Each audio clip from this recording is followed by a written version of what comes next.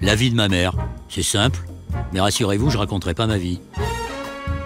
Parce que je joue sur les mots, et en jouant sur les mots, je vais m'intéresser à ceux que je rencontre. Ça sera les avis de ma mère. Ah bah ouais, mais elle est politique, mais j'étais journaliste avant, mais c'est vrai qu'on a tendance à se raconter et à se mettre trop facilement sur le divan. David Robert.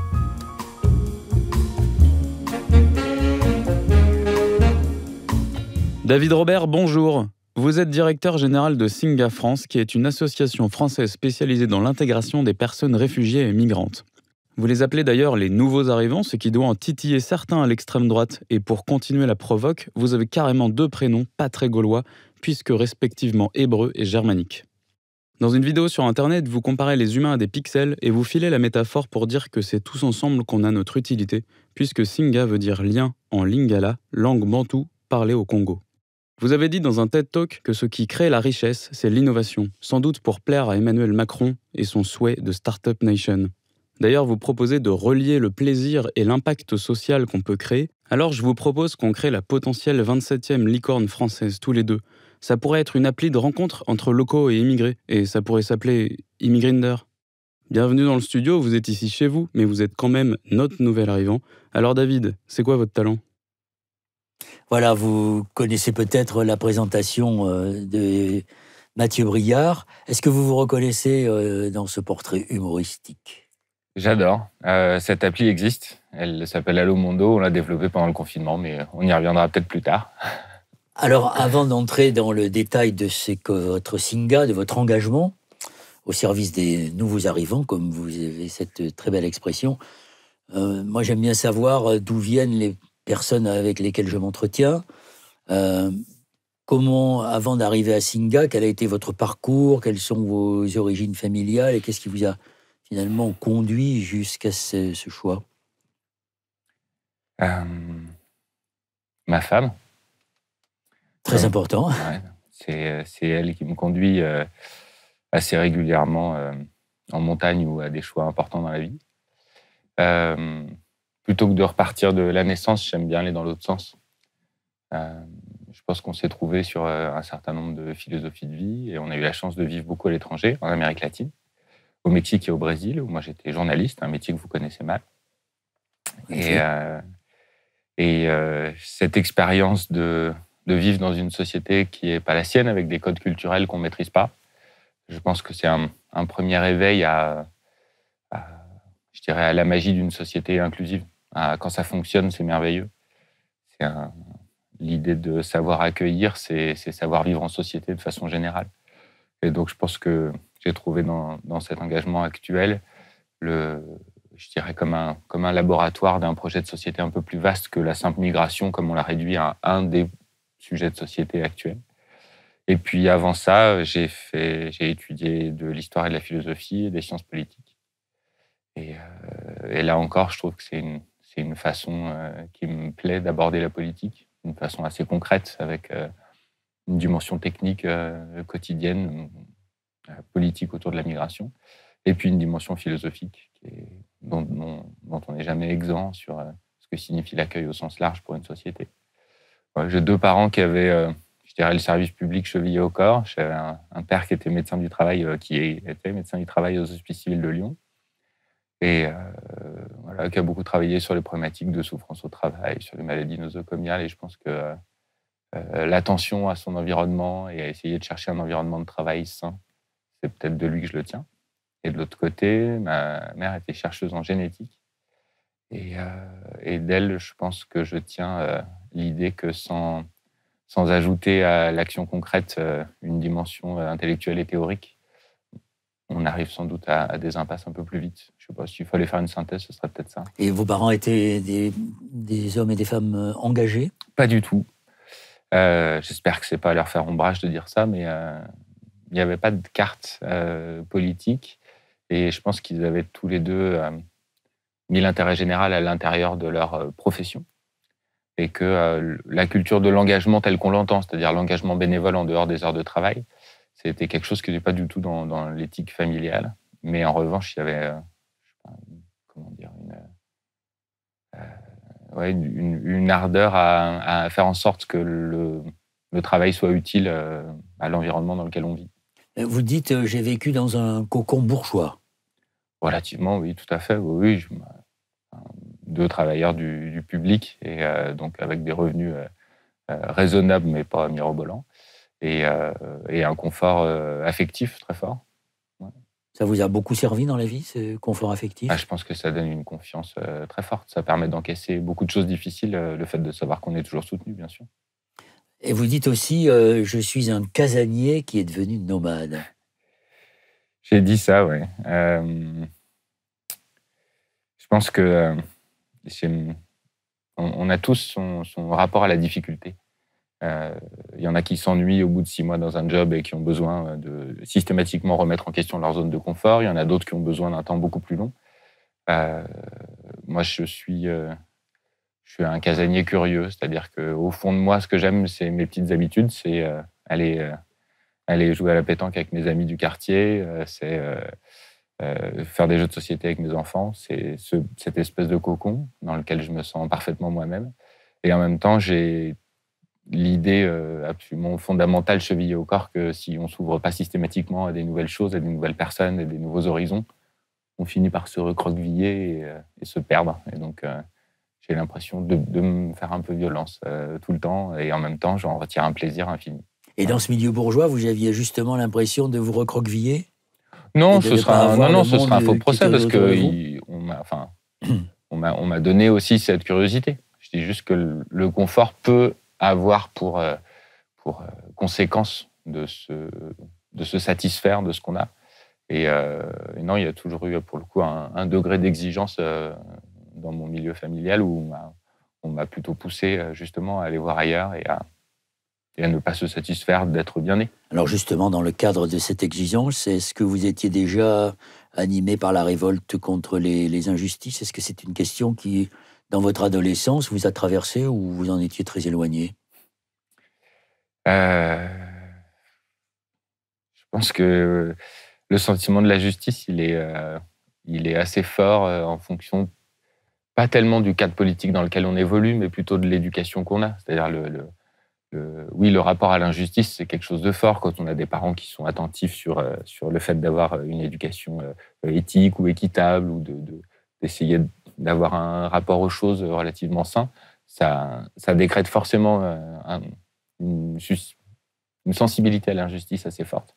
En revanche, j'ai découvert le milieu militant bien plus tard. Et moi, je me suis jamais senti militant. Même encore aujourd'hui, j'ai l'impression de faire un travail d'intérêt général qui demande des ressources techniques, intellectuelles, pragmatiques. Mais c'est aussi une posture. J'ai pas envie que la question de la migration soit associée à quelque chose de militant. Pour moi, quelque chose de migration, c'est associé à la société telle qu'on la rêve, telle qu'on la désire et telle qu'on est capable de la mettre en œuvre. Mais pour moi, ça ne devrait pas être une question de militantisme. Alors, on y reviendra, mais vous dites, j'ai découvert le militantisme. À quel moment vous avez découvert les militants, si vous n'êtes pas devenu vous-même un militant, comme vous le dites? Au moment de l'éveil politique, à la fin de l'adolescence, quand on se met à lire les textes, et qu'on voit que la manière dont les gens interprètent les textes n'est pas la même que celle qu'on a. Marx, Keynes ou Smith, peu importe où c'est qu'on se situe sur le prisme économique, je voyais bien que les gens qui étaient très imprimés de culture politique avaient une façon de tirer à leur avantage des textes qui étaient sans doute, à l'époque où ils étaient écrits, dont on n'avait pas forcément prévu cette utilisation politique-là. Ça, c'est la première chose. Et puis ensuite, quand je me suis engagé chez Singa, il y a 7 ans bientôt, là, j'ai découvert que le militantisme était une nécessité de combat, je dirais, parce qu'il y avait des militants adverses qui niaient la nécessité de la mission que Singa s'était donnée. Vous avez été, comme vous êtes d'une génération durant laquelle l'écologie commençait à prendre de l'importance, vous avez été sensible à ces sujets-là? Alors ça, oui, relativement tôt, grâce aux études qu'on fait, et puis grâce au voyage aussi. Le fait de voir l'impact d'une sécheresse dans les milieux tropicaux, c'est quelque chose qui réveille cette conscience écologique, parce qu'on l'a sous les yeux. D'ailleurs, ça fait longtemps qu'on utilise le terme de dérèglement climatique plutôt que réchauffement, qui peut prêter à confusion, qui n'est pas tout à fait légitime pour ça. oui, ça, je pense que c'est sans doute le premier éveil citoyen global qu'on a vécu à notre génération, et moi comme les autres. La vie de ma mère. La vie de ma mère, c'est une série de podcasts consacrés à l'écologie, et plus exactement à la pensée des écologistes. Nous les faisons, ces podcasts, avec des philosophes, des experts, des sociologues, des activistes, qui nous apportent leur point de vue sur la société, leur point de vue sur le monde, et qui nous aident à mieux le comprendre et à mieux préparer l'avenir. Ma vocation, celle de ma génération d'écologistes, c'est la transmission, c'est le passer le témoin à ceux qui aujourd'hui ont pris conscience de l'urgence et qui savent qu'il n'y a plus de temps à perdre. Nous avons besoin de vous parce que nous avons décidé d'être, farouchement indépendants. Les seuls qui peuvent nous aider à poursuivre ce chemin que nous avons entamé, c'est vous, en entrant dans notre communauté de la vie de ma mère. Il vous suffit d'aller sur Tipeee. C'est une nécessité politique et philosophique. La vie de ma mère. Votre réveil citoyen, il n'a pas commencé à la fac à Sciences Po. Il a commencé lorsque vous avez suivi votre femme au Brésil et au Mexique. Bien sûr que si.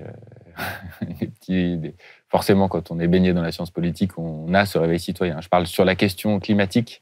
J'ai pas souvenir qu'il y a 20 ans, tout juste, quand je suis rentré à Sciences Po, j'ai pas souvenir que c'était déjà une question aussi majeure dans ma conception de l'action politique.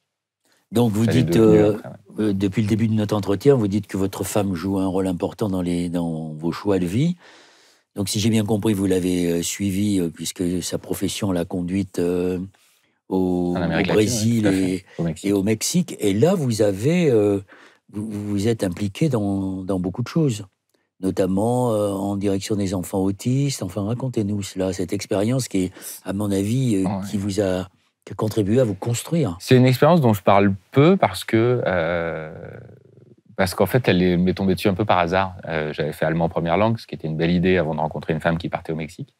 Et en fait, ne parlant pas bien espagnol quand je suis arrivé, une des premières personnes que j'ai rencontrées, par le hasard des rencontres et du peu de réseau qu'on avait sur place, c'était une psychologue qui travaillait avec des enfants autistes. Et elle essayait un programme de musicothérapie qui était un peu pionnier et qui n'avait pas trop cours, je crois, au Mexique, en tout cas dans peu de pays du monde à cette époque.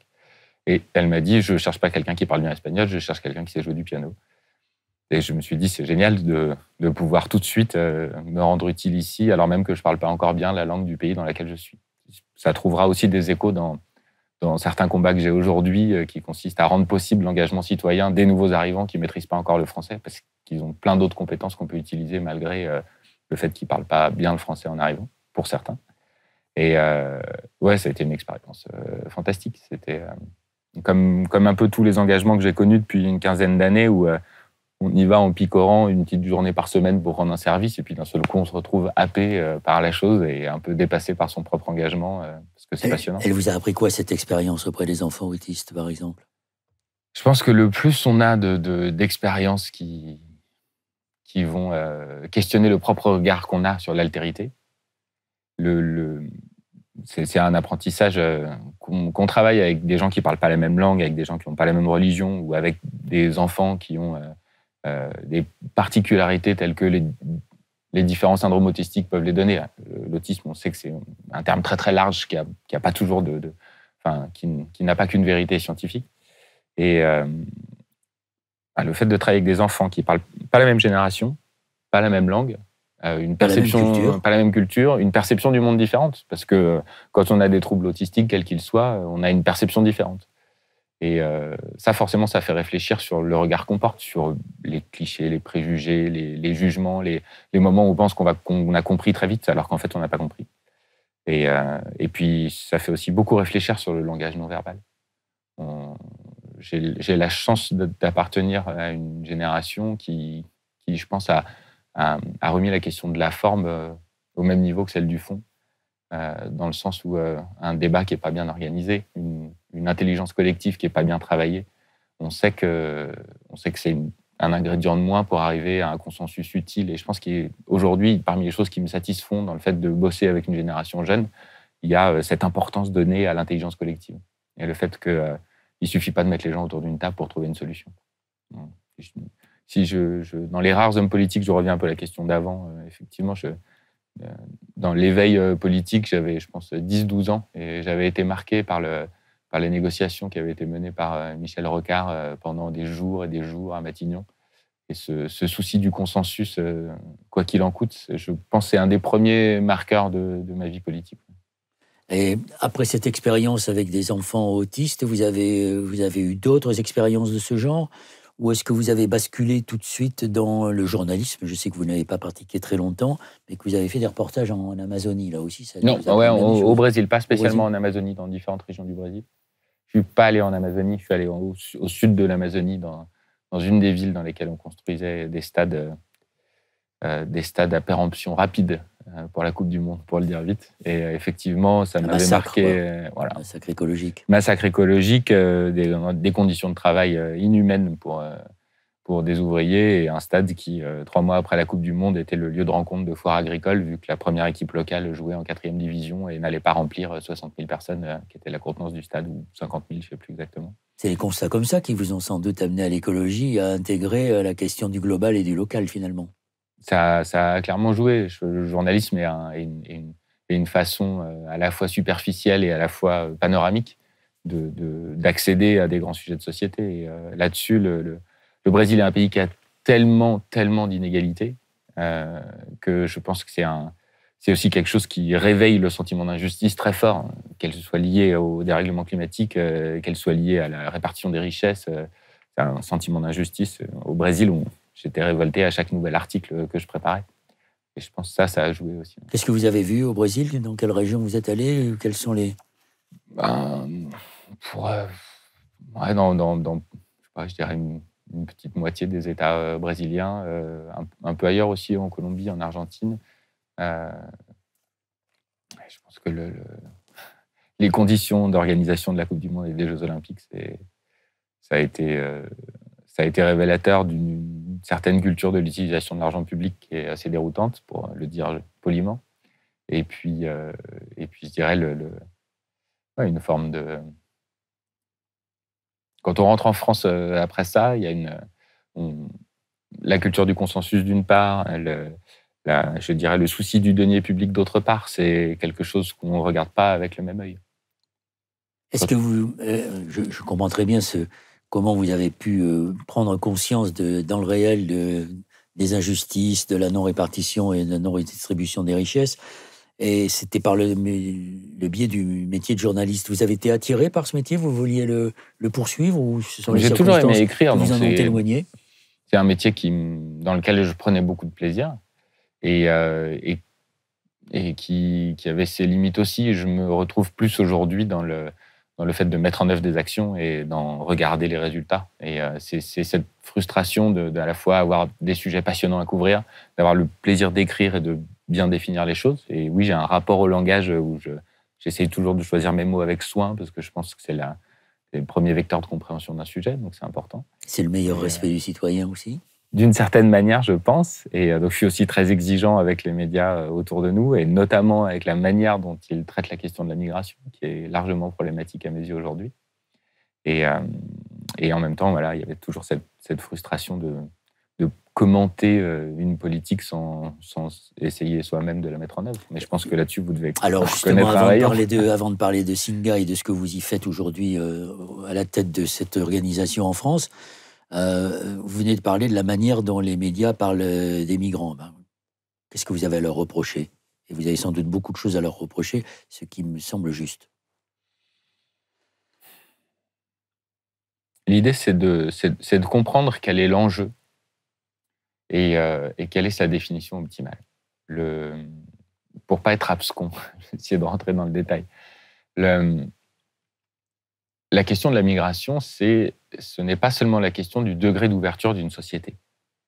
Je vais prendre un exemple très simple qu'a pris pour nous un sociologue et historien qui s'appelle François Gémen, et qui avait commenté dans le rapport d'activité de Singa le débat qui avait eu lieu entre Darmanin et Le Pen il y a quelques mois, et qui avait commenté... Darmanin avait dit à Mme Le Pen qu'elle était trop molle. C'est un débat durant lequel le ministre de l'Intérieur a avancé un certain nombre de chiffres sur le nombre de titres de séjour accordés. Et Mme Le Pen a mis en doute ces chiffres et M. Darmanin a raison, a rectifié Mme Le Pen sur la réalité des chiffres tels qu'ils étaient fournis par les services du ministère. Et ce qui a été vu comme une victoire je dirais, de la raison, avec effectivement les chiffres rapportés à des sources exactes et vérifiées, était aussi une défaite politique, dans la mesure où la question de la migration ne se résume pas à savoir combien de personnes sont rentrées sur le territoire. La question, c'est plutôt de savoir, à partir du moment où on considère que depuis la nuit des temps, les agriculteurs sédentaires et les éleveurs nomades font que la migration est un postulat de l'humanité, de la même manière qu'on dit on n'est pas pour ou contre Internet. On essaye de faire en sorte que Internet, qui est un élément fondamental du monde aujourd'hui, soit utilisé à bon escient. C'est question de l'usage. Et à partir du moment où la migration fait partie de nos sociétés, et c'est le cas, comment on fait en sorte que cette migration soit un enrichissement pour les sociétés d'accueil et pas un problème à gérer. Et donc réduire le débat autour de la migration sur le taux d'ouverture des frontières est, à mon sens, une première erreur méthodologique. Et c'est extrêmement dur pour avoir été moi-même journaliste. Je sais que c'est très dur de corriger les termes du débat tels qu'ils sont posés par les acteurs politiques. Mais c'est, à mon sens, un devoir auquel trop peu de journalistes s'astreignent aujourd'hui. Et pourtant, ce n'est pas trop difficile pour les journalistes d'essayer d'expliquer les causes des migrations. Ce que l'on ne fait pas est d'expliquer que les principales migrations, elles se font à l'intérieur des pays du Sud et non pas du Sud vers le Nord. Il y a quand même un certain nombre de journalisme de qualité qui rappellent notamment les chiffres. Et à cet égard, les chiffres, c'est toujours pratique. Le fait de dire que l'immense majorité des migrations se font à l'intérieur des pays et ensuite dans les pays voisins, mais pas du tout en Europe, c'est toujours important de rappeler ça. Et ça, il y a quand même un certain nombre de journalistes qui le rappellent régulièrement. Vous parliez de François Gémen, qui a beaucoup écrit sur la géopolitique du climat et qui essaie de montrer le lien entre le dérèglement climatique et ce qu'on appelle aujourd'hui les réfugiés climatiques et les migrations. Est-ce que vous avez étudié ça avec lui et est-ce que vous regardez ce que nous réserve le dérèglement climatique en termes d'avenir par rapport aux migrations? Il y a un certain nombre d'estimations qui sont faites, notamment par les institutions onusiennes ou par l'OIM.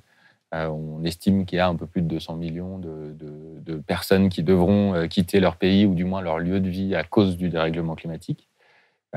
C'est pour ça qu'on a tendance à dire, de façon presque un peu provoque, alors que je pense que c'est assez sain, aujourd'hui, on a une répétition générale.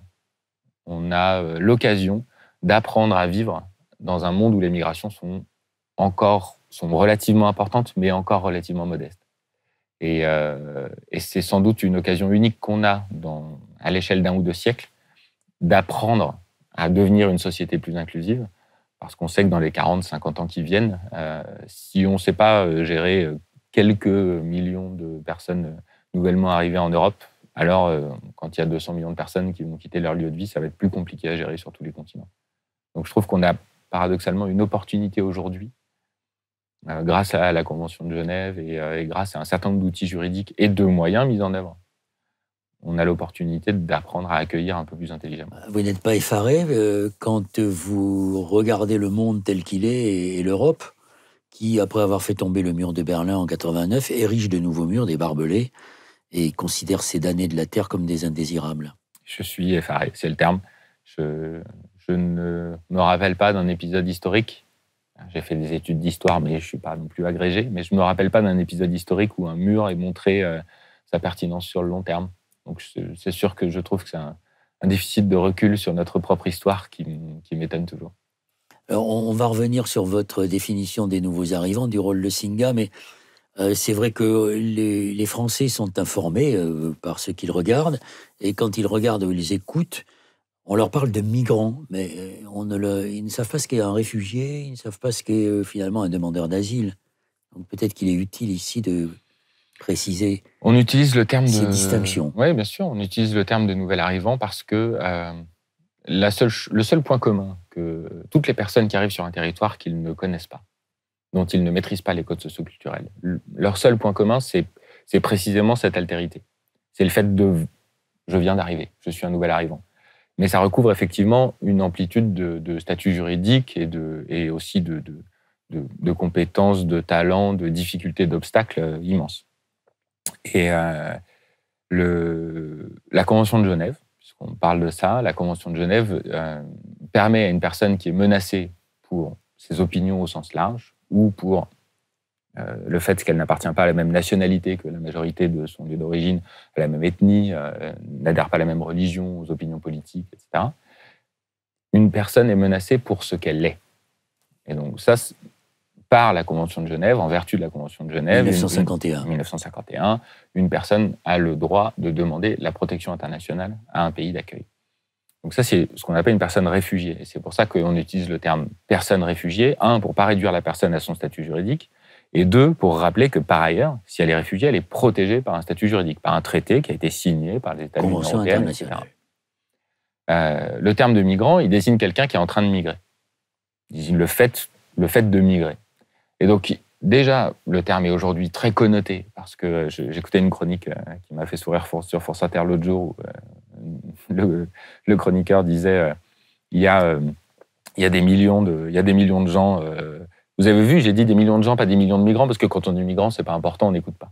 Et c'était à la fois tragiquement cynique et en même temps un peu vrai. Et donc, ce qui nous intéresse dans la personne qui arrive, c'est pas le fait ce qui nous importe pour savoir accueillir, c'est pas le fait qu'elle ait quitté son pays, ça on est au courant. C'est le fait qu'elle ne maîtrise pas encore les codes socio-culturels qui vont lui permettre de s'épanouir dans le pays dans lequel elle arrive, de contribuer à la richesse, à l'intelligence, au mieux-être de sa société d'accueil. Et donc, on utilise le terme de nouvel arrivant parce qu'il permet d'englober tous les statuts juridiques. Et il permet aussi de se focaliser sur ce qui importe. Toi, tu viens d'arriver. Quels sont les rêves que tu as? Quelles sont les compétences que tu peux apporter? Voilà. Ça nous semble être un terme à la fois plus englobant et moins connotant. Ne pas réduire une personne à son statut juridique. On n'est pas réfugié. Je dis souvent, quand je présente Singa à un petit groupe de personnes, je dis souvent, je m'appelle David, j'ai 40 ans, je suis marié sous le régime de la communauté des biens réduite aux acquis. Et les gens me regardent comme ça. Et je dis, oui, c'est le seul statut juridique que je pourrais... J'ai le permis B, voilà, aussi mon statut juridique. Voilà. Le fait de dire je suis réfugié, ça dit pas beaucoup plus que le fait de dire qu'on est marié sous le régime de la communauté des biens réduite aux acquis. Alors voilà une excellente introduction pour parler de Singa. Donc vous faites des études, vous suivez votre épouse, vous avez cette expérience de l'altérité des autres cultures au Brésil et au Mexique, vous faites des reportages, puis vous revenez en France, et là vous découvrez l'existence de Singa. Expliquez-nous ce qu'est Singa, parce que le grand public ne connaît pas encore très bien cette ONG. Et vous allez nous dire pourquoi vous avez fait ce choix-là. On rentre un soir, début 2015, à la maison. On habitait à l'époque dans le 9e arrondissement de Paris. Et on balance le courrier sur la table et il y a la une de Society, qui était un des magazines pour lesquels j'avais travaillé au Brésil. Ça n'existait pas quand j'étais au Brésil, bref, peu importe, pour le groupe Sopress. Et la une de Society, c'est une photo bleue de la Méditerranée qui dit « Ici, un homme meurt toutes les 6 minutes ». Je crois que c'était ça le titre de la une. Et on est un peu happé par cette une avec mon épouse. Et on pose les enfants et on ouvre l'ordinateur et on tape comme n'importe quel citoyen un peu choqué par un titre de presse accueil, réfugiés, Paris, je ne sais pas ce qu'on met à l'époque sur Google. Et parmi les liens qu'on a trouvés, il y avait un petit blog. On clique sur ce blog, ça s'appelait Singa. Et le hasard de la vie fait qu'il y avait une réunion d'information de Singa à 100 mètres de la maison, un quart d'heure plus tard. Donc, on a dit Shifumi, c'est moi qui gagne, c'est moi qui vais. Donc, c'est moi qui ai gagné le Shifumi. J'ai laissé les enfants à mon épouse, je suis allé à cette réunion d'information. Et c'est un épisode que j'ai beaucoup raconté parce qu'il m'a beaucoup marqué. Quand je suis arrivé, la cofondatrice de Singa, Alice, démarrait la présentation en disant « Levez-vous, fermez les yeux, et si je devine à quoi vous pensez, vous vous asseyez. » Et je me dis « Oh là là, qu'est-ce que ça va être? Mais ça va être pénible, ça va être un long moment un peu pénible. » Et puis elle dit « Si je vous dis réfugié, vous pensez à... » Et là, elle donne tous les clichés qu'on peut imaginer. Les gilets de sauvetage, tout ça, etc. Et puis au bout de 10 secondes, elle dit « Vous pouvez ouvrir les yeux ». On ouvre les yeux. Sur 40 personnes, il y avait 39 personnes assises et une personne debout. La personne debout, 65 ans, petites lunettes. Et puis elle regarde cette femme et elle dit héros, démocratie, Chili, Pinochet. Et la dame se rassoit. Elle dit voilà, il y a 40 ans, Un réfugié, c'était un héros de la démocratie qu'on était fiers de connaître et d'avoir à sa table à dîner. Et aujourd'hui, c'est quelqu'un qui vient voler l'emploi des Français. Pourtant, la Convention de Genève, elle, n'a pas bougé d'un iota. Qu'est-ce qui s'est passé et comment on peut changer cette dynamique? Là, j'ai pris une claque. J'ai dit, cette femme de 25 ans et les autres fondateurs de cette association ont quand même une vision assez impressionnante. Et donc, je suis allé me renseigner à la fin de la réunion, comme n'importe quel bénévole, pour dire comment je peux filer un coup de main. Là, elle m'a mis une deuxième claque. Elle m'a dit, tu n'as toujours rien compris. C'est pas à toi de nous filer un coup de main. Qu'est-ce que toi, tu rêves de faire? Et j'ai dit, comment ça? Qu'est-ce que je rêve de faire? Elle me dit, quelles sont les compétences que tu aimerais acquérir? Qui tu aimerais rencontrer? Je sais pas, je suis journaliste. Elle me dit, est-ce que tu veux rencontrer un journaliste qui vient d'un autre pays pour échanger avec lui sur son rapport à la démocratie, à la liberté d'expression, que sais-je? Avec plaisir. Et j'ai rencontré mon premier buddy de chez Singa, qui est donc l'équivalent de cette appli dont parlait notre présentateur introducteur tout à l'heure. Et pendant 3 ans, j'ai pris des cours de philosophie et d'histoire perse, alors que moi, je venais de façon maladroite et condescendante donner des cours de français à un nouvel arrivant. C'était un journaliste iranien. C'était un journaliste iranien, absolument. Qui avait été obligé de fuir son pays. Tout à fait, qui avait passé beaucoup de temps en prison et qui avait finalement obtenu l'asile quelques années plus tôt. Vous êtes resté ami avec lui? Oui. Il est installé en France maintenant? Il est installé en banlieue parisienne, tout à fait. Mais donc ça, c'était l'apprentissage, mais il fallait vivre aussi. Donc vous êtes... J'étais toujours journaliste en parallèle, et puis petit à petit, je me prenais de passion pour tous ces engagements. J'avais rencontré d'autres personnes, j'avais commencé à monter des programmes de visites culturelles au musée, au théâtre. J'avais utilisé mon réseau personnel et le fait d'être un journaliste et avec des bonnes connexions dans le réseau culturel pour nouer des petits partenariats, aider Singa à nouer des petits partenariats avec un théâtre ici, un musée ici, pour essayer de créer des lieux de rencontre. Et là, on arrive un peu à la mission de Singa. Et donc, à l'issue de ces petits partenariats noués qui devenaient de plus en plus gros, de plus en plus importants, l'équipe m'a proposé de les rejoindre et c'est ce que j'ai fait. Donc ça veut dire que vous avez été beaucoup plus passionné par cet engagement altruiste, en quelque sorte, on y reviendra, que par la poursuite du journalisme, qui vous apportait sans doute des satisfactions, mais pas autant de gratification peut-être. Je pense qu'il y avait un projet fou, en fait. Ce serait trop peu d'honneur à mes employeurs précédents de dire que le boulot n'était pas passionnant. Ça me dépassait complètement. C'était se mettre au service d'un projet qui, pour la première fois, proposait un modèle de société dans lequel je me reconnaissais. Ça va donc au-delà d'un employeur aussi compétent ou inspirant soit-il. Donc vous êtes un petit peu symbolique de cette génération qui quitte des boulots dans lesquels elle ne se ressent pas bien parce qu'elle considère que ça ne donne pas assez de sens à sa vie. Non, je me sens très bien dans mon boulot. C'est un petit cliché dans lequel je me reconnais pas trop parce que j'ai eu la chance de choisir des boulots qui me plaisaient. J'ai vraiment adoré mon expérience au Brésil. J'ai adoré bosser pour le groupe Art-Clair qui possède le Journal des Arts pour qui j'ai beaucoup bossé, pour le groupe Sopresse.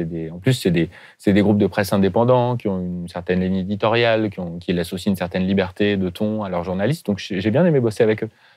C'est un appel, c'est-à-dire que quand on tombe amoureux d'une idée et qu'on tombe amoureux d'un projet et que de la méthode à la finalité en passant par l'humilité face à l'immensité de la tâche, tout dans cette approche me plaisait. C'est un vrai coup de cœur. Je suis tombé amoureux d'une certaine idée de l'engagement. Coup de cœur, appel ou conversion? C'est drôle parce que quand je parle à mes proches, ils me disent toujours de toute façon, tu étais destiné à faire ce métier-là, c'est une évidence, tu as toujours eu cette ouverture, que sais-je, etc., ou cette flamme. Et moi, je me suis jamais senti militant, donc ça me paraît toujours bizarre quand on me renvoie ça comme image de l'autre côté. C'est un énorme coup de cœur, qui 7 ans après, qui se prolonge. Donc vous êtes engagé par Singa, et là, qu'est-ce que vous faites exactement à partir de ce moment-là? J'arrive à un moment un peu charnière de l'association. Là, c'est plutôt l'arrière-cuisine, c'est peut-être moins passionnant. C'est le moment où l'association a fait ses preuves sur une ville et où en montrant un petit impact. Quoi, faire ses preuves? En montrant l'impact social sur un certain nombre de personnes via ces méthodes. Un certain nombre de personnes qui passent par nos dispositifs d'accueil, dispositifs d'accompagnement vers l'entrepreneuriat en l'occurrence. On aide beaucoup les nouveaux arrivants, on accompagne les nouveaux arrivants à monter leur propre structure, associatives, entreprises et autres, pour montrer aussi toute la contribution bénéfique qu'ils ont pour la société. Et à ces différents programmes, au bout de 1 an, 2 ans, 3 ans, montrent qu'ils fonctionnent. Les gens s'installent durablement, ont un niveau de vie correct durablement. Les gens qui ont été accueillis via notre dispositif J'accueille trouvent un emploi plus facilement, un logement autonome plus facilement. Donc voilà, on certifie. D'abord, on a des résultats, et ensuite on regarde est-ce que sans nous, ils auraient eu les mêmes résultats, ou est-ce que c'est plutôt attribuable à nos dispositifs, ce mieux-être. À partir du moment où on a cette première preuve d'impact sur des toutes petites quantités, on dit OK, comment on passe à l'échelle?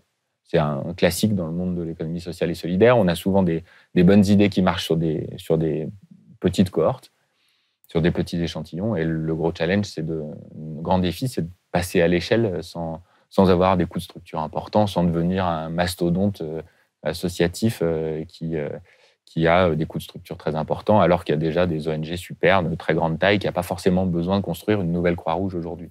En fait, vous vous adressez à des nouveaux arrivants qui ont déjà une expérience, un savoir-faire. Ça veut dire que vous vous adressez à ceux qui sont capables de monter une entreprise.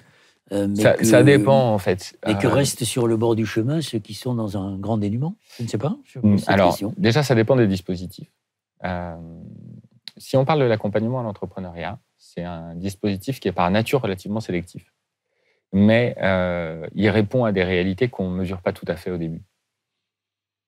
Il y a des grands entrepreneurs qui n'ont jamais fait d'études, mais qui ont cet esprit, ce courage, cette résilience incroyable, ce sens de la débrouille des grands entrepreneurs. Ces personnes-là, qu'elles aient fait des études ou non, si elles portent un projet brillant, on les accompagne. Parfois, c'est plus difficile, notamment quand on ne parle pas la langue, évidemment. Mais la plupart des entrepreneurs qu'on accompagne ne sont pas francophones. Donc ça, c'est un frein qu'on apprend à lever avec le temps. Et puis d'autre part, quand on vient d'un autre pays, peu importe son niveau d'expérience ou de diplôme, il n'y a tellement pas de reconnaissance de l'expérience passée qu'il y a aussi cette résilience un peu dopée qui dit « Ok, j'ai 20 ans d'expérience professionnelle derrière moi, peu importe que je sois bac plus 12 ou que je ne sois jamais allé à l'école, j'ai une expérience de vie. » Cette expérience, j'ai tellement de mal à la faire valoir que l'entrepreneuriat, c'est aussi un moyen de dire « Je vais vous montrer ce que je vaux. » Et donc, on a des gens de tous les profils. Et puis surtout, la clé pour ne pas être un programme élitiste et s'adapter vraiment à la réalité de ce dont les gens ont besoin, c'est d'avoir des partenaires avec des tas d'acteurs associatifs qui font que si quelqu'un a des compétences techniques précises, mais pas spécialement l'envie d'entreprendre, on va immédiatement le rediriger vers ce partenaire. Qui sont vos partenaires, justement? Tous les partenaires avec lesquels on peut imaginer travailler dans le monde de l'économie sociale et solidaire. Emmaüs, France Terre d'Asile, la Croix-Rouge. Vous êtes lié, par exemple, à des associations comme Impact France, qui oui, bien travaille sûr. beaucoup dans l'économie solidaire. On est membre adhérent, tout à fait. Et est-ce que vous pouvez nous donner 2 ou 3 exemples de réussites dont vous êtes fiers, de nouveaux arrivants qui ont réussi non seulement à créer leur entreprise, mais à s'insérer d'une manière... Bien sûr. Quand on dit faire levier sur la migration, ça peut paraître un peu abstrait. Pourquoi on pense on dit toujours la migration, c'est un regard différent sur les choses. Par définition, un nouvel arrivant, il arrive, son premier bagage, indépendamment de ses compétences techniques, théoriques ou autres, son premier bagage, c'est le regard différent qu'il va porter sur les choses. Subi, évidemment, parce que c'est pas une migration voulue dans la plupart des cas. Enfin, c'est une migration subie, plus exactement. Et donc, on se dit comment on va faire en sorte de transformer ce regard différent sur les choses en une opportunité d'innovation sociale, de mieux-être ou autre. Et là-dessus, il y a un des entrepreneurs, il y en a quelques-uns des exemples, mais un des entrepreneurs dont on parle souvent, c'est Raïs Al-Sharbaji, qui a monté une boîte qui s'appelle Kaoukab. Et Raïs, quand il arrive en France, fin 2015, si je ne me trompe pas, il ne parle pas bien français. Et il a une petite expérience de ferrailleur en Syrie.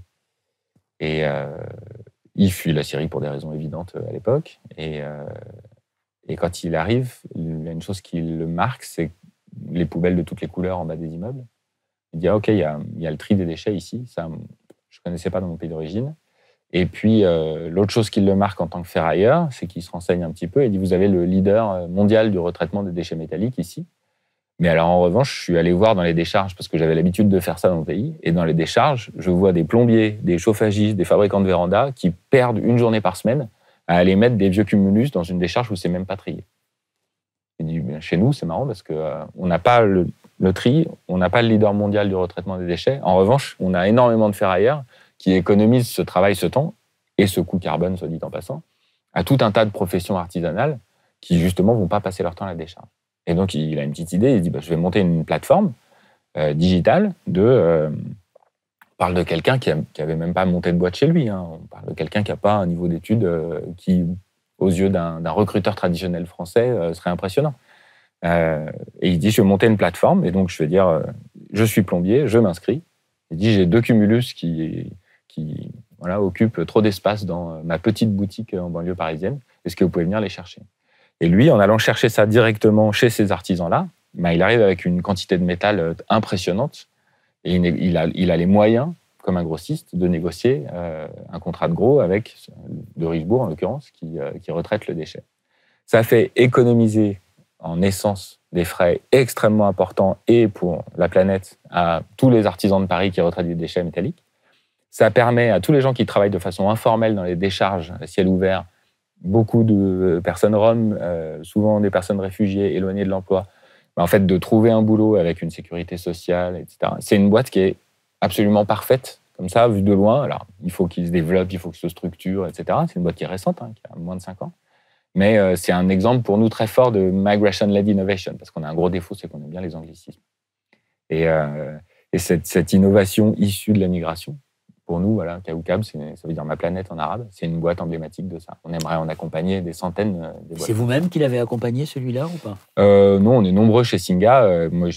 Le fait est que Raïs a été accompagné pour la première fois en 2017, donc maintenant ça fait longtemps que je le suis, donc je le connais à titre personnel, comme plein d'entrepreneurs qu'on a pu accompagner. Mais non, il a bénéficié de l'accompagnement de beaucoup de personnes chez Singa. Et c'est une réussite à 100%, ou est-ce qu'il y a, pardonnez-moi cette expression, après ce qu'on vient de dire, des déchets, c'est-à-dire des accompagnements qui ne vont pas jusqu'au bout? Bien sûr, il y en a plein, évidemment. Déjà parce que sur le chemin de l'idée et de comment on transforme une idée en un projet qui tient la route, d'un point de vue écologique, économique, social, il y a des idées qui finalement ne sont pas si bonnes qu'elles en avaient l'air. Et puis, il y a aussi énormément de personnes qui révèlent des talents et des compétences sur le chemin de l'entrepreneuriat et qui se disent, en fait, je suis pas entrepreneur, mais qui ont montré à leurs mentors, leurs associés, tous les experts à qui on les a présentés, qui ont montré leurs compétences. Et donc, il y a énormément de gens qui trouvent un boulot sur le chemin de leur projet personnel. Et l'idée, c'est surtout pas de forcer les gens à entreprendre, c'est de dire, au moins, il y a un avantage à cette posture. Le fait de choisir l'entrepreneuriat, c'est pas du tout une vision de l'offre massive qui voudrait dire on va régler la question du chômage des nouveaux arrivants. Absolument pas. On règle pas la question du chômage avec l'entrepreneuriat. C'est tout petit. En revanche, il y a plein d'avantages à travailler l'entrepreneuriat. C'est que quand la personne arrive, au lieu de lui dire d'où viens-tu, on lui dit tu rêves de quoi. Et ça change complètement le rapport tout de suite. Parce que c'est quelque chose sur lequel on va projeter le jugement qu'on fait de cette personne sur ses rêves, ses envies, au lieu de le projeter sur ses souffrances et son passé. Et donc, ça change beaucoup le rapport. Quand on parle de quelqu'un en disant un entrepreneur que j'accompagne, c'est pas pareil que quand on parle de quelqu'un en disant un patient que je soigne ou un bénéficiaire de mon service social ou autre. Et donc, je pense que c'est complémentaire avec les dispositifs qui existent et ça permet c'est aussi une forme de remise en confiance et de travaille aussi sur le narcissisme des personnes. Quand on porte un projet, on est extrêmement valorisé dans ce qu'on peut apporter à la société. Le narcissisme ou l'estime de soi plutôt? Les deux. Le narcissisme, c'est le revers de la médaille de l'estime de soi, on va dire. Et Singa s'adresse à... Est-ce qu'on peut dire que c'est une goutte d'eau dans le nombre de nouveaux arrivants qui parviennent en France chaque année, ou est-ce qu'au contraire, ça commence à être significatif, le travail que vous faites? Vous n'êtes pas les seuls, un petit bol. C'est un peu plus qu'une goutte, mais c'est pas encore un océan, très loin de là. Il y a un programme dont on n'a pas parlé, qui est un programme assez important dans l'histoire de Singa, qui est un des premiers programmes sortis de nos incubateurs. C'est un programme d'accueil chez l'habitant qui s'appelle J'accueille, j'accueille.fr. Et ce programme, en fait, il a quelques originalités. Au lieu de faire correspondre un accueillant qui dit j'ai une chambre d'amis avec une personne qui dit j'ai besoin d'un hébergement, on essaie de se dire comment on va créer des affinités réelles. C'est-à-dire, la personne a, je sais pas, une expérience de brancardier dans son pays d'origine. Si on peut trouver un accueillant qui travaille de près ou de loin dans le secteur médical, on va créer des connexions plus fortes. Et à l'inverse, on va dédouaner la personne accueillante de tout le travail administratif qui est difficile, complexe d'abord et qui est beaucoup mieux fait par des professionnels que par des bénévoles, des travailleurs sociaux. Et donc, ce programme, il c'est 700 personnes accueillies depuis le début du programme, donc c'est un peu plus qu'une goutte. Ça commence déjà à être un programme qui a fait des très belles preuves en termes d'impact. Il y a des taux d'emploi et de logement à la sortie qui sont excellents. Et ça, c'est typiquement un programme on travaille sur le passage à l'échelle de ce programme, parce que là, on pense qu'on peut arriver à un océan et plus à une goutte. Alors, contrairement à ce qu'on raconte, ça veut dire qu'on trouve des accueillants dans ce pays, c'est-à-dire que oui. La France n'est pas simplement ce que certains veulent bien en dire, un pays où on se replie sur soi, où on devient de plus en plus égoïste. C'est tout à fait vrai. J'ai souvent, avec plein d'amis, on parle de plus de 2000, on parle de près de 2000 familles accueillantes depuis le début du programme. Donc, c'est pas encore énorme. Sur toute la France ? Sur les 5 villes où on a ouvert pour l'instant. On ouvre dans 5 nouvelles villes cette année. En fait, je vais prendre un exemple. Il y a le sujet de la migration d'un côté, et on peut tout à fait prendre un exemple comparable sur la question du dérèglement climatique. Les moyens d'une politique publique ne sont pas l'alpha et l'oméga. Le discours qui l'accompagne est très important. Dans certains cas, un discours ambitieux et des moyens faibles, soit ça s'appelle du greenwashing, soit ça s'appelle juste de la mauvaise politique. Cynisme. Du cynisme, voilà. Mais dans d'autres cas, le discours est extrêmement important. Dans toutes les politiques publiques où les citoyens ont un rôle majeur à jouer, le discours, c'est pas simplement une question d'affichage d'objectifs et de moyens. Le discours, c'est un discours de responsabilisation. Et c'est pour ça que je parle du dérèglement climatique. Je trouve que le parallèle avec la migration est intéressant. C'est que si un gouvernement, quel qu'il soit, ne dit pas à tous les patrons d'entreprise, aux syndicats et à tous les citoyens, attention, il y a un danger climatique majeur et on est dans le déni en ce moment, il faut absolument que tout le monde se bouge. Même s'il y a des New Deal par-ci, des plans Marshall verts qui sont mis en œuvre, s'il n'y a pas un discours de responsabilisation très fort, la conduite du changement, c'est tellement compliqué de faire face au dérèglement climatique dans la manière dont notre économie est structurée, ce sera extrêmement difficile, même avec des moyens importants mis en œuvre. Sur la migration, c'est pareil. Aujourd'hui, les moyens mis en œuvre, il y a certains points, mais c'est technique, sur le nombre de places en hébergement de nouvelles places en hébergement qu'on est censé créer et pas à la hauteur des objectifs du quinquennat. Bon, c'est une chose. Mais il y a d'autres choses. Il y a notamment un très bon boulot qui a été fait par le ministère du Travail, la DGEFP pour être précis, la formation professionnelle. Il y a des expérimentations vraiment intéressantes qui ont été menées. Donc tout n'est pas à jeter. Mais en revanche, il y a un problème de discours extrêmement important, qui est que si on ne dit jamais aux citoyens, vous aussi vous avez un rôle à jouer, on fait croire que l'État ou les associations auxquelles ils délèguent le travail pourraient commettre l'intégration de façon verticale, en disant « toi, intègre-toi », alors que évidemment, ça ne marche pas comme ça. Si on ne connaît pas énormément de personnes, si on ne tisse pas du lien social avec et autour des nouveaux arrivants, ça ne marchera pas. Et donc, OK, il y a les moyens. Premier débat, et c'est intéressant, c'est plutôt un débat de technicien. Est-ce qu'il faut mettre plus de moyens ici ou ici ? C'est un débat complexe, technique, mais un vrai débat de politique publique. Mais il y a aussi un débat symbolique et philosophique très fort, qui est de dire à quel point on accepte le fait que les citoyens ont un rôle très fort à jouer sur certaines questions. Sur le dérèglement climatique, ça me paraît évident, sur la consommation notamment, mais pas que, et sur l'accueil aussi. Et aujourd'hui, le fait de ne pas associer à la politique qui est mise en œuvre un discours extrêmement ambitieux sur c'est à la société entière d'accueillir et pas seulement à l'État, je trouve que c'est une erreur. Alors, je vais vous poser 2 questions à la suite de ce que vous venez de dire. Est-ce que vous n'avez pas le sentiment, avec Singa ou d'autres ONG, de vous substituer à la carence de l'État de temps en temps, à être, d'une certaine manière, sans le vouloir, leur supplétif, alors qu'ils pourraient mener des politiques publiques qui soient beaucoup plus ouvertes ? Alors, c'est un éternel débat dont je ne suis pas sûr qu'on ait les moyens de le clore maintenant, mais c'est la poule ou l'œuf. Est-ce que si on constate cette défaillance, il y a un esprit de révolte qui arrive et qui dit « OK, il faut faire quelque chose ». Donc en fait, il y a énormément d'engagements associatifs, d'associations qui se créent ou qui se perdurent ou qui croissent, précisément parce qu'il faut répondre à cette défaillance. Ensuite, toute la difficulté, c'est de trouver jusqu'où l'action publique doit aller et quel est le moment où les citoyens doivent prendre le relais. Le problème aussi, si on pose la question comme ça, c'est que l'État peut être tenté de se désengager au fur et à mesure de l'engagement des associations, des citoyens. Et donc, il y a aussi un propre danger. On sait que sait que c'est pas simple et que le plus on va prouver notre utilité, le plus il faudra pas que l'État fasse levier dessus pour penser qu'il peut se désengager, alors qu'il a des obligations légales. Je veux dire, la Convention de Genève aujourd'hui, la France a été condamnée plusieurs fois par la Cour de justice des communautés européennes, par la Cour européenne des droits de l'homme, pour manquement grave au devoir d'accueil au titre de la Convention de Genève. Notamment. Donc vous vous considérez non pas comme des délinquants, ceux qui quelquefois, qui sont condamnés quelquefois par la loi pour délit de solidarité, ce qui est quand même un comble. Donc vous regardez sans doute les gens qui à Calais se mobilisent ou ceux qui se sont mobilisés dans les Alpes comme des exemples de comme des citoyens héros. Et comme Bien des sûr, héros, oui. Bien sûr, comme des héros. Évidemment qu'il faut le dire. Et tout autre discours, à mon avis, serait irresponsable. Je prends l'exemple le plus emblématique pour moi, SOS Méditerranée. C'est une boîte absolument fantastique. SOS Méditerranée, ce sont des jusque-boutistes du droit international et du droit de la mer.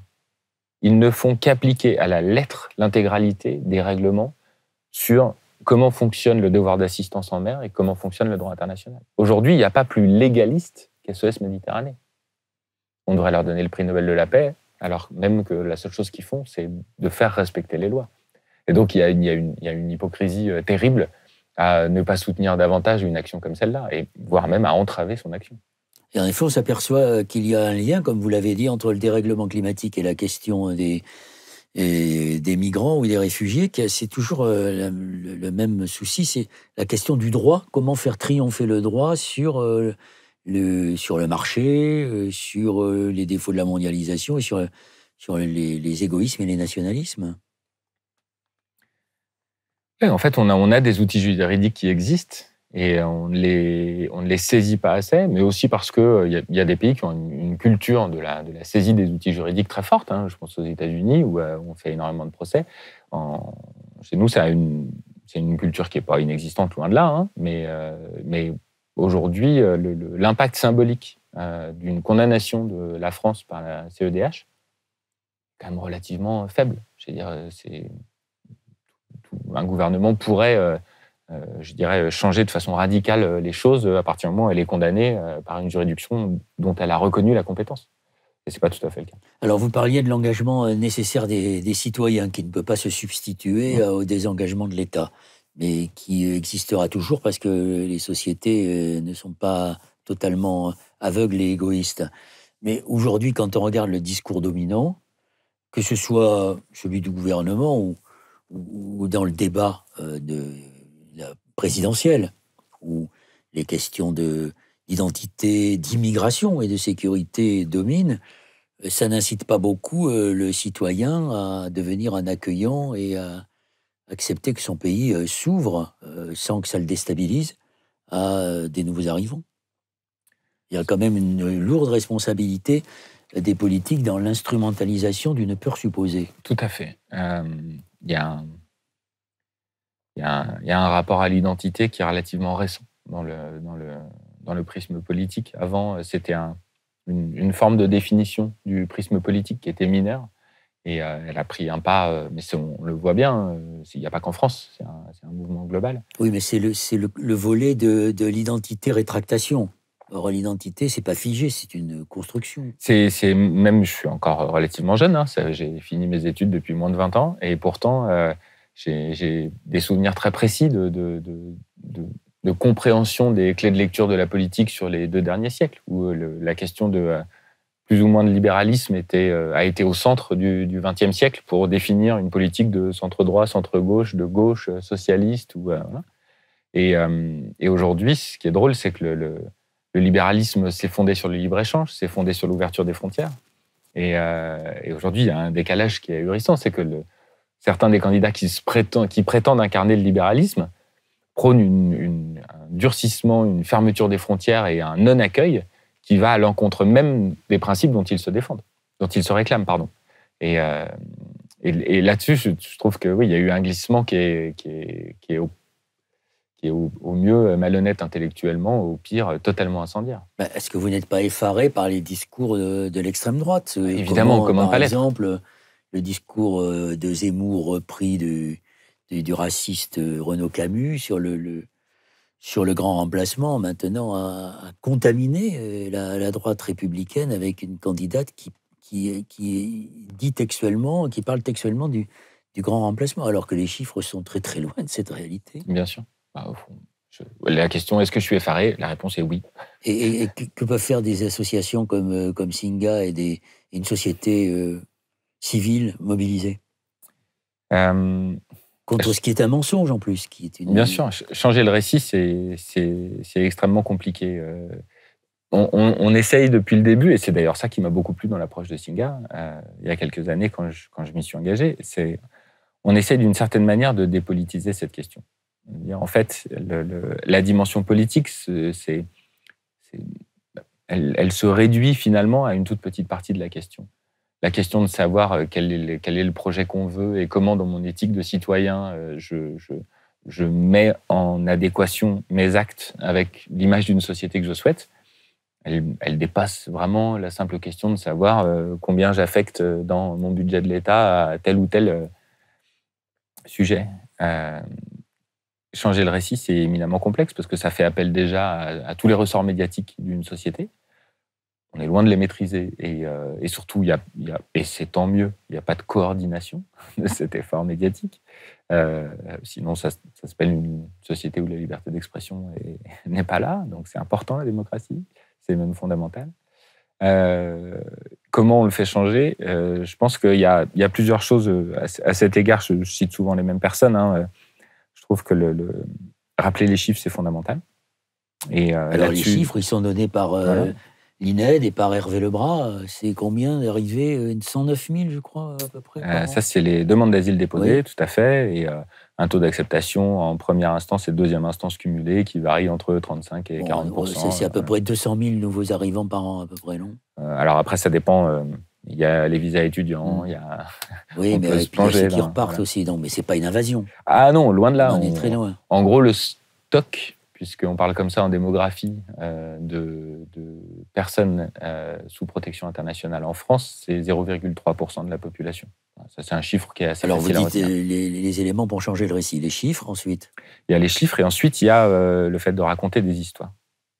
Et l'histoire de Raïs que j'ai racontée tout à l'heure, si tous les incubateurs de France accompagnent des entrepreneurs de talent, si tous les médias de France décident, quand ils interviewent quelqu'un, de se dire « OK, quand j'interviewe un homme, je veux interviewer une femme. Quand j'interviewe une personne de telle génération, je veux interviewer une personne d'une autre génération. » Si on va chercher cette représentativité, si on va chercher des portraits de personnes emblématiques qui sont inspirantes précisément parce qu'elles sont différentes, parce qu'elles ne parlent pas la langue d'origine, parce qu'elles ne sont pas là, qu'elles apportent ce regard neuf, si on est capable de mettre en valeur ces profils-là, on crée un autre récit. Je pense que c'est l'affaire d'une génération entière. Je suis assez lucide sur le fait que dans une campagne présidentielle où on recherche un scoop et une petite phrase, on ne va pas faire changer le narratif autour de la migration. Mais ce besoin d'un narratif différent, il doit être fait aussi par la qualité du regard qu'on porte sur ceux qui arrivent. Et ce regard, c'est la fiction, c'est le journalisme. Voilà, j'aime bien prendre l'exemple de grands films de fiction qui peuvent radicalement changer l'opinion qu'on a sur un sujet de société. Comme un film comme Welcome, par exemple.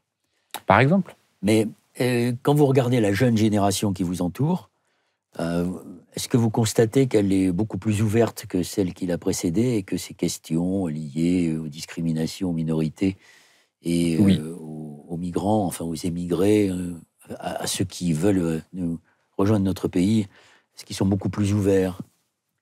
Oui, c'est vraiment une des raisons pour lesquelles je ne peux pas m'empêcher d'être optimiste malgré le contexte court terme qui n'incite pas à l'optimisme.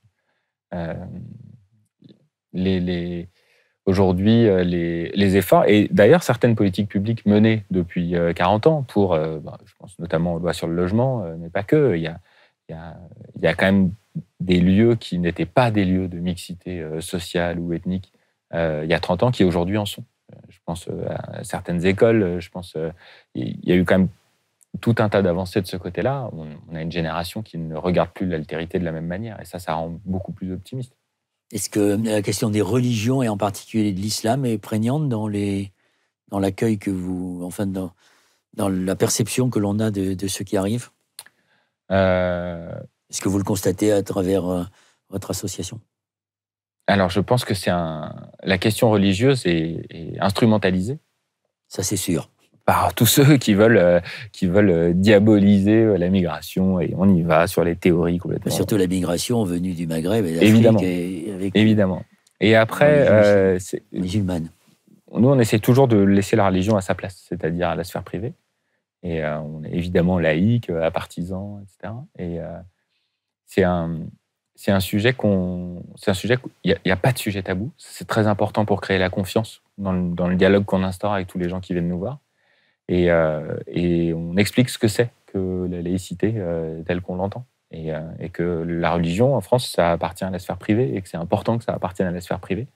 Et c'est génial parce qu'on a des conversations. Parfois, on déjeune le midi. Alors, avec le Covid, c'est plus rare, mais on déjeunait souvent le midi avec des personnes et on pouvait avoir 6 ou 7 religions différentes autour de la table. C'est des repas absolument fantastiques. Forcément. Vous êtes très sensible au discours de Toby Nathan, ce psychiatre qui nous explique avec beaucoup de talent et de brio comment celui qui vient d'un autre monde nous apporte son monde et ça ne peut que nous enrichir. Exactement. J'ai été vraiment séduit par son discours. Il avait une façon de dire aussi l'idée, c'est pas d'avoir pitié ou c'est pas de résumer la relation qui nous anime aux gens qui arrivent par de la solidarité, cette verticalité de « je vais t'aider ». Il dit, mais moi, quand je suis arrivé en France, lui, il est né en Égypte, il dit, mais moi, quand je suis arrivé en France, j'ai pas envie de faire pitié, j'ai pas envie qu'on m'aide, j'ai envie qu'on reconnaisse mon talent, ma personnalité, et il avait ce discours à la fois noble et en même temps drôle, et très, très vrai, sincère, de dire, il y a un vrai problème dans le regard qu'on porte sur les autres. Et donc oui, je suis très sensible à ça, et puis j'aime aussi, il est psychiatre, et donc il dit... les gens qui ont besoin de réfléchir sur leur souffrance, qu'ils soient français, italiens ou soudanais, la manière dont ils vont réfléchir sur leur souffrance, la manière dont ils vont réagir à tel protocole psychiatrique, c'est en soi un apprentissage pour n'importe quel psychiatre. Et donc j'aimais bien le fait qu'ils disent aussi, même jusque dans leurs problèmes, n'importe qui, à la lumière des différences et de son vécu, peut nous apporter quelque chose, des apprentissages et une certaine idée, une vision du monde. C'est aussi les théories assez proches de celles de Lévinas sur... Alors que je connais moins, je ne vais pas m'aventurer sur ce sujet. Mais vous êtes un homme de la parole et de la conviction, et vous ne vous contentez pas d'être très actif dans l'accompagnement aux nouveaux arrivants à Singa, depuis que vous y êtes arrivé. Singa qui a été créé, non pas en France, mais... Non, qui a été créé à Paris en 2012. Tout à fait. Qui a été créé à Paris en 2012. Je pensais que c'était créé en Europe.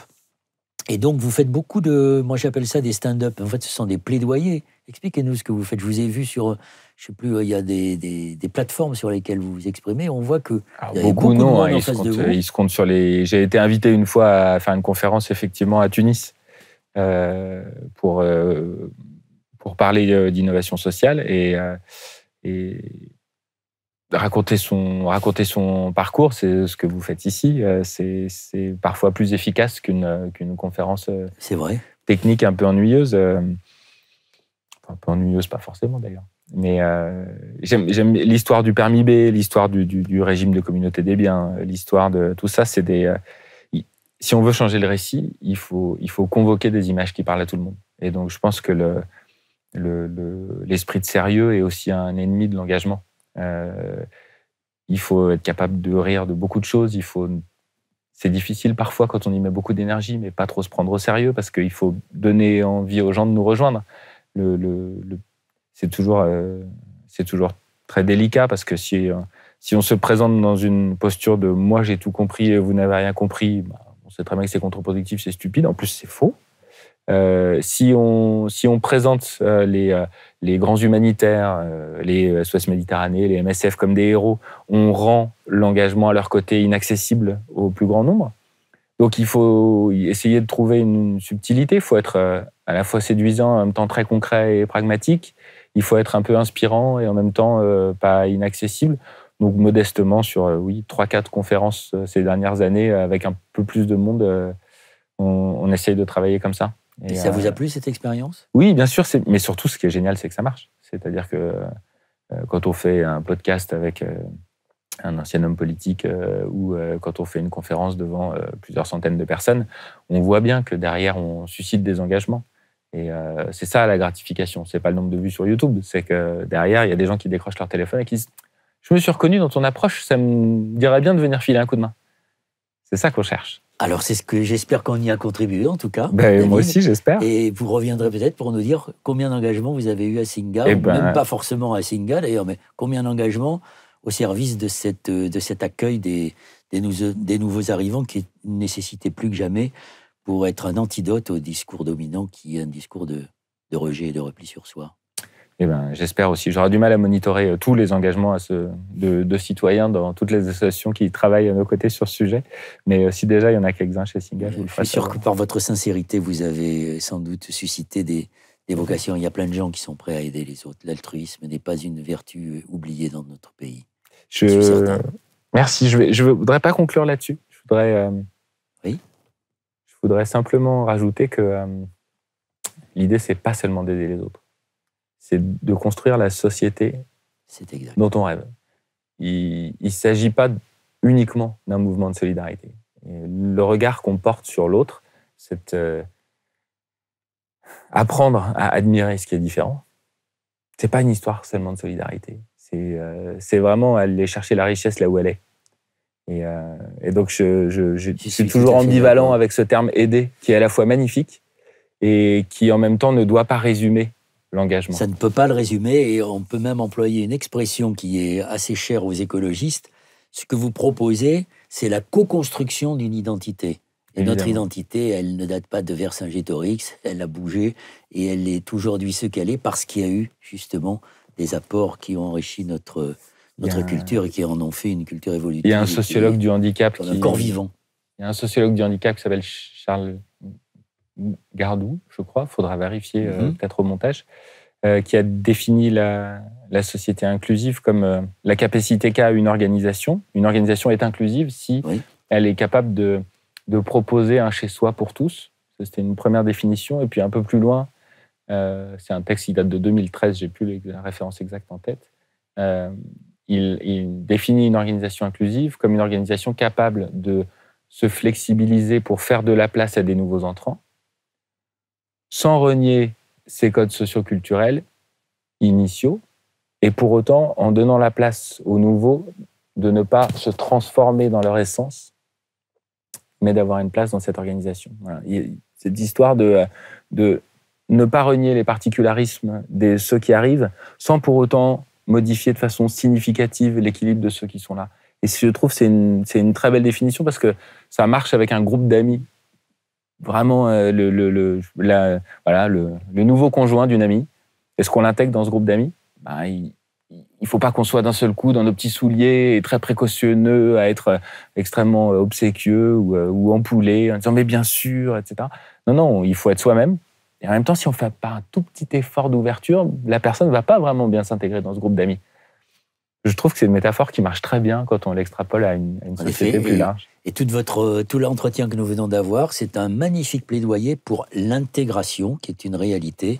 Et c'est très important de le dire en ce moment, puisque nous avons dans le débat public des responsables politiques qui veulent nier l'intégration au profit de l'assimilation.